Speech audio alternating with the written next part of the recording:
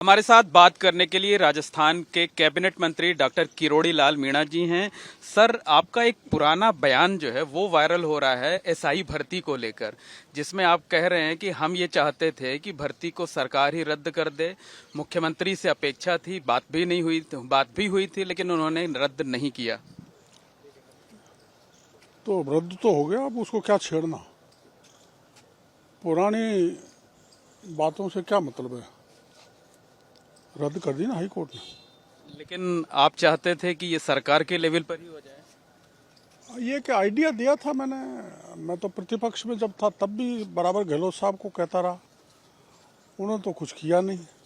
इस राज ने 58 थानेदार जेल के सीखचों में डाल दिए, 2 आरपीएससी के मेंबर डाल दिए। गहलोत जो है 15 साल तक जिन्होंने राज किया उनका पीएसओ डाल दिए। कम बात है क्या, उन्होंने तो कुछ किया ही नहीं, पत्ता ही नहीं हिलाया। लेकिन आप चाहते थे कि सीएम जो है इस मामले में इनिशिएटिव लें। अब सीएम ने इनिशिएटिव भी तो लिया था, एसआईटी बना दी, एसओजी को जांच दे दी, इतने लोग गिरफ्तार हो गए। ये कम बात लेकिन है। अगर सरकार फैसला लेती तो उसका फायदा मिलता। ये फायदा नुकसान वाली बात नहीं है। ये बेरोजगार छात्रों के साथ को अदालत ने जो किया है वो सोच समझ के किया है, क्योंकि अदालत का फैसला। मुख्यमंत्री जी से क्या बात हुई थी आपकी और आपने मुख्यमंत्री जी से क्या कहा था?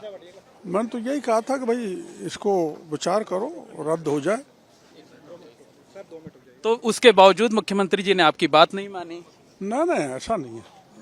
मुख्यमंत्री जी ने बात मानी, जब भी तो एसआईटी बनी, तभी एसओजी की जांच हुई, तभी 58 थानेदार जेल में गए, तभी आरपीएससी के मेंबर गए। लेकिन अगर बात मान ली होते तो शायद आज क्रेडिट पूरा सरकार को मिलता, आप लोगों को मिलता। बात ना हनुमान बेनीवाल ले गए, उसमें क्या फर्क पड़ता है क्रेडिट। मतलब आप मानते हैं कि क्रेडिट जो है वो हनुमान बेनीवाल ले गए। सभी उसी ने लिया है, दिल्ली तक लड़ाई उसी ने लड़ी है।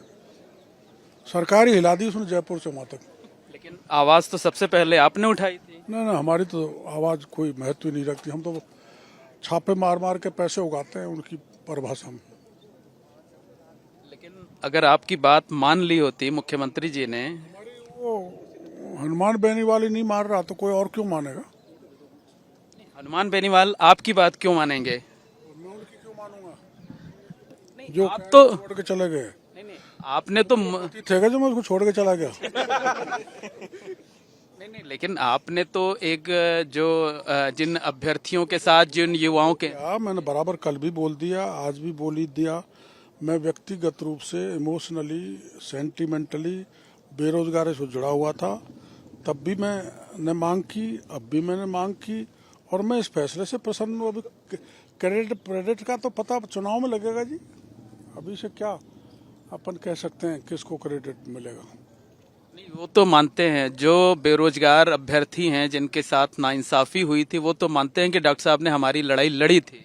नहीं नहीं, मैंने तो बहुत की लड़ाई लड़ी है जी, एक की क्या है। अब वो तो जनता परिणाम देगी चुनाव में। आरएलपी का राज आ जाएगा आगे पूरे राजस्थान में। लेकिन उन युवाओं का ये भी कहना है कि डॉक्टर साहब अपनी सरकार में करवा नहीं पाए जो है भर्तियों को रद्द। अब वो कैसे कह रहे हैं पता नहीं, पर प्रयास तो किए ही थे। अब प्रयास कई बार सफल हो जाते हैं, कई बार विफल हो जाते हैं, तो उसको क्या बुरा मानना। आप जैसे इतने सीनियर नेता, इतने सीनियर मंत्री जो है, उसकी सलाह को नजरअंदाज करना सरकार को भारी पड़ा। काहे का भारी पड़ा, कौन सा हमारी सरकार पलट गई, इससे बदल गई का। वो ये भजन लाल जी मुख्यमंत्री रहेंगे और मैं मंत्री रहूंगा। लेकिन जो एक फायदा मिलना चाहिए था, जो एक युवाओं को आस थी कि सरकार हमारे साथ इंसाफ करेगी, क्योंकि विधानसभा चुनाव में बड़ा मुद्दा बना था कौन ये एसआई भर्ती। तो हो तो गया काम उनका। लेकिन जिन्होंने मुद्दा बनाया वो शांत बैठे रहे, वो तो बचाव कर रहे थे जो है कोर्ट में। किसने? सरकार ने।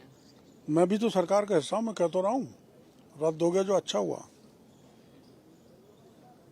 मैं भी तो सरकार का हिस्सा हूँ। और आप सरकार के कुछ लोगों के निशाने पर भी आ गए थे। मैं तो रोज ही निशाने पाता हूँ, कभी किसी के, कभी नानगा के, कभी ग्यारसा के, कभी हजारी लाल के, कभी किरोड़ी लाल के, कभी समर्थ लाल के, आता ही रहता हूँ निशाने पर। और सब निशाने जैसे आयरन डोम है ना इजराइल में, वो वहीं ऊपर ही ध्वस्त हो जाते हैं, चलती नहीं, यहाँ तक नहीं आते। परवाह नहीं करते डॉक्टर साहब किसी। परवाह क्या करना, सत्य की लड़ाई लड़ो, गरीब किसान की लड़ाई लड़ो। लड़ते रहते हैं, सफलता मिल गई तो ठीक है, और विफलता मिल गई तो निराश नहीं होते। लेकिन आपने तो एक बढ़िया सुझाव दिया था, बढ़िया फार्मूला दिया था, खुद सीधे मुख्यमंत्री जी से आपने बात की थी, फिर भी नहीं सुनी गई। आप पूछ लो तो उनसे जाके, क्यों नहीं सुनी? मेरे से क्या पूछ रहे हो?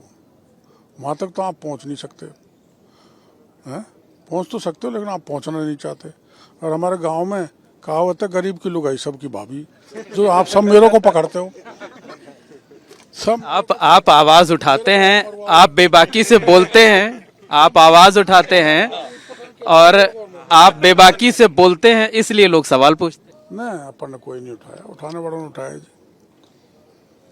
कुछ ऐसे नेता होते हैं जो 1 घंटे आ जाते हैं, रात भर अपने घर पे सोते हैं, और हम रात दिन लोगों के साथ रहते हैं। मच्छर काटे, वर्षा पड़े, ठंड पड़े, गर्मी पड़े, लठ पड़े, जेल जाएं, आमागढ़ चढ़ें, रेल के नीचे सोएं, हम तो उन वाले हैं जो 24 घंटा आंदोलनकारियों के साथ रहते हैं। अभी तो आपने एक बात कही कि क्रेडिट हनुमान बेनीवाल ले गए, ये व्यंग अभी आपने कही, अभी तो वो ये व्यंग था, नहीं ये व्यंग था। वो आप कह रहे थे उनको क्रेडिट मिल गया, उनको क्रेडिट मिल जाए तो मेरे को क्या दिक्कत है? मैं तो ये कह रहा हूँ, नहीं, उनको अगर मिल जाए तो मेरा छोटा भाई है वो, क्या दिक्कत है?